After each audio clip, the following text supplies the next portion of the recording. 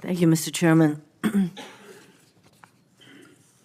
Ms. Peters, this is not the first time that I will be mentioning the fact that Hawaii does not have a reentry halfway house. So in 2019, the only residential reentry facility in Hawaii, Mahoney Holly, closed its doors. And I don't need to tell you how important reentry programs are for successful reintegration into the community. And in fact, a recent report by the National Institute of Justice talked about the importance of of these reentry programs, because having grown accustomed to the stringent protocols in a prison, reentry can often become overwhelming as a previously incarcerated person adjusts back to society, and this definitely has a connection to recidivism. So, since we're very focused on lowering recidivism, I think the importance of allowing a person to go through the reentry program becomes ever more important.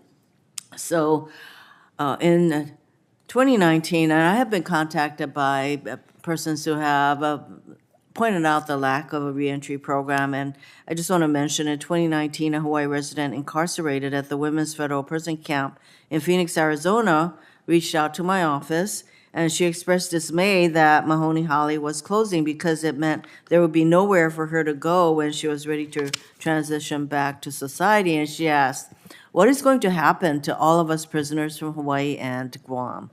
4 years later, we still do not have an answer for her.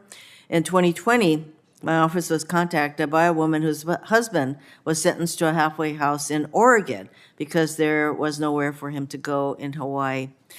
I know that the Bureau of Prisons has issued a request for proposals numerous times.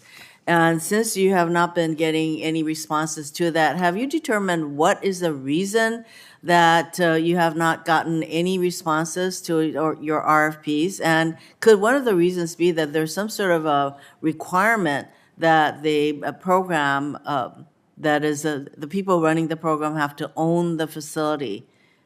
Is that a limiting, or is that a factor in why you have not gotten any responses to your numerous RFPs for a reentry facility in Hawaii?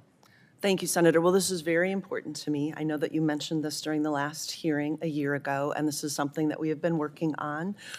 In fact, I have a trip planned to visit your district, to meet with local law enforcement, meet with the judges, and meet with the community and your staff in order to better understand this issue.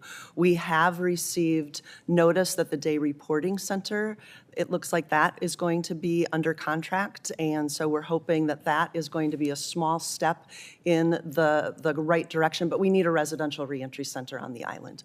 And so our hope is that we are going to be able to work together to solve this problem. Your comments are spot on. Having that local residential reentry center for the citizens of Hawaii is incredibly important. At this point, Director Peters, it has been 4 years, and so at this point, I'd like to get to what is it that is resulting in a lack of a facility in Hawaii. And I'm not blaming the Bureau of Prisons.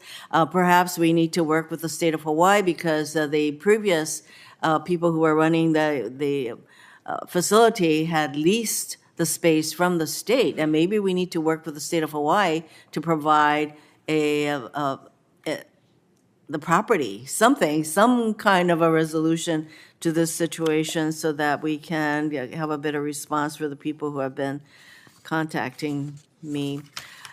I just want to also mention that regarding the treatment of transgender prisoners, you do have a statutory mandate to provide for the safekeeping and provide for the protection of all people in BFP's custody.